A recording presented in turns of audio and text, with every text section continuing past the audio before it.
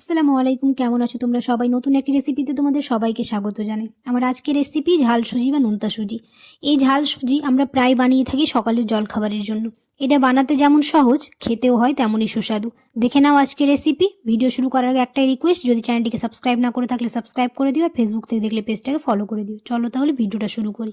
এখানে কড়াই বসিয়ে নিয়েছি, আর আমি নিয়েছি হচ্ছে 1 বাটি সুজি। সুজিটাকে প্রথমে ড্রাই রোস্ট করে নেব। সকালের জলখাবারে রুটি বা পরোটা আমরা তো প্রায় খেয়ে থাকি। এরকম করে ঝাল সুজি বানালে সকালের জলখাবারটাও খুব ভালোভাবে খাওয়া হয় আর খেতেও দুর্দান্ত হয়। তোমরা অবশ্যই এরকম করে একবার ট্রাই করে দেখবে, দেখবে খুব ভালো হবে খেতে। তো এখানে আমি সুজিটাকে খুব ভালোভাবে রোস্ট করে নিয়েছি, এবার তুলে নেব। এবার ওই কড়াইয়ের মধ্যে দিয়ে দিব হচ্ছে এখন সর্ষের তেল। তেল গরম হয়ে আসলে প্রথমে চিনেবাদামটাকে ভেজে নেব।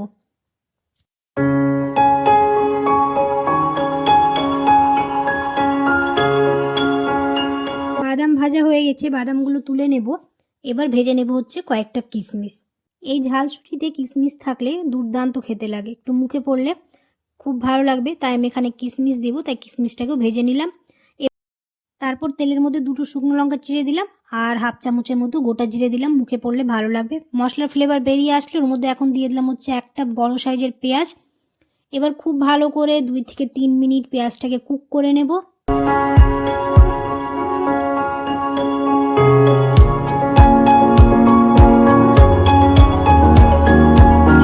দিয়ে দিব হচ্ছে কাঁচা লঙ্কা। এখানে আমি 2টো কাঁচা লঙ্কা নিয়েছি।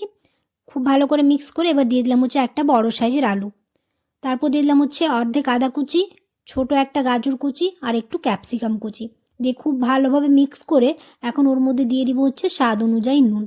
নুন দিয়ে খুব ভালো করে এটাকে ঢাকনা চাপা দিয়ে কিছুক্ষণ কুক করে নেব, যাতে সবজিগুলোর মধ্যে নুন ঢুকে যায় আর সবজিগুলো সেদ্ধ হয়ে যায়। যেহেতু এখানে কোনো এক্সট্রা জল দিয়ে আমি সবজিগুলো সেদ্ধ করব না, তাই একটু ঢেকে এরকম করে নেড়ে সবজিগুলো সেদ্ধ করে নেব। তোমরা এখানে আরও সবজি অ্যাড করতে পারো তোমাদের টেস্ট অনুযায়ী, যার যেটা সবজি ভালো লাগে, ফুলকপি, বিনস অনেক কিছুই অ্যাড করতে পারো। তো আমি এখানে শুধু গাজর, ক্যাপসিকাম, আলুই দিয়েছি। আর এই ঝাল সুজি খেতে হয় দুর্দান্ত, সকালে জলখাবারের জন্য একদম পারফেক্ট। এটা খেলে অনেকক্ষণ ধরে পেট ভরে থাকে। এবার দিয়ে দিলাম হচ্ছে একটা টমেটো। ছোট সাইজের একটা টমেটো নিয়েছি, সেটাই ছোট করে কেটেছিলাম, সেটা দিয়ে দিলাম। দিয়ে এবার খুব ভালো করে 2 মিনিট কুক করে নেব। এবার এখানে দিয়ে দিলাম হচ্ছে সুজিগুলো। এই সময়টা গ্যাসের ফ্লেমটা একদম লো রাখবো আর এরকম নাড়তে থাকবো। যদি গ্যাসের ফ্লেমটা হাই রাখি তাহলে সুজির যে ঝরঝরে ভাবটা থাকে সেটা থাকবে না, তাই চেষ্টা করবে গ্যাসের ফ্লেমটাকে লো রেখে এরকম নেড়ে চেড়ে তাহলে। আর এখানে তারপর দিয়ে দিলাম হচ্ছে স্বাদ অনুযায়ী চিনি গুঁড়ো। আমার কাছে এখানে চিনি গুঁড়ো ছিল তাই চিনি গুঁড়ো দিয়েছি, তোমরা চাইলে এখানে গোটা চিনি ইউজ করতে পারো। দিয়ে খুব ভালো করে নাড়তে থাকবো। এবার এখানে দিয়ে দিব হচ্ছে গরম জল হাফ কাপের মতো, দিয়ে খুব ভালোভাবে মিক্স করে নেব। আর এই চিনি দেওয়ার জন্য ঝাল সুজির স্বাদটা আরও বেড়ে যায়। তো এখানে আমার আর একটু জল লাগতো, তাই হাফ কাপ আর জল দিয়েছি। দিয়ে এবার খুব ভালো করে নাড়তে থাকবো গ্যাসের ফ্লেমটাকে একদম লো করে, তাহলে সুজিটা খুব ঝরঝরে হবে। একদম ঘরোয়াভাবে বানানোর চেষ্টা করেছি, খুব অল্প সময়ে বানিয়ে ফেলতে পারবে তোমরা। তো অবশ্যই একবার ট্রাই করে দেখবে, বাচ্চা থেকে বড় সবাই খুব পছন্দ করবে। গ্যাসের ফ্লেমটাকে লো রেখে এরকম করে ভালো করে নাড়তেই থাকবো, তাহলে সুজিটা খুব ঝরঝরে হবে আর খেতেও ভালো লাগবে।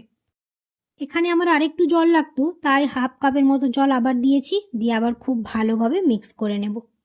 আর প্রায় 1 থেকে 2 মিনিট কুক করে নিলেই হয়ে যাবে আমাদের রেডি ঝাল সুজি বা নোনতা সুজি। আশা করছি রেসিপিটা তোমাদের ভালো লাগবে। এবার এখানে দিয়ে দিব হচ্ছে ভেজে রাখা বাদাম আর কিশমিশ, দিয়ে খুব ভালোভাবে মিক্স করে নেব। কেমন হয়েছে রেসিপিটা অবশ্যই কমেন্টে জানিও, আর যদি ভালো লেগে থাকে তাহলে অবশ্যই একটা লাইক করে দিও। দেখা হবে খুব শীঘ্রই পরের একটি রেসিপিতে। সবাই খুব ভালো থাকবে, সুস্থ থাকবে, সাবধানে থাকবে। আল্লাহ হাফেজ। এবার এখানে দিয়ে দিলাম হচ্ছে পাতিলেবুর রস। এই পাতিলেবুর রস দেওয়ার জন্য ঝাল সুজি বা নোনতা সুজির স্বাদটা আরও বেড়ে যাবে।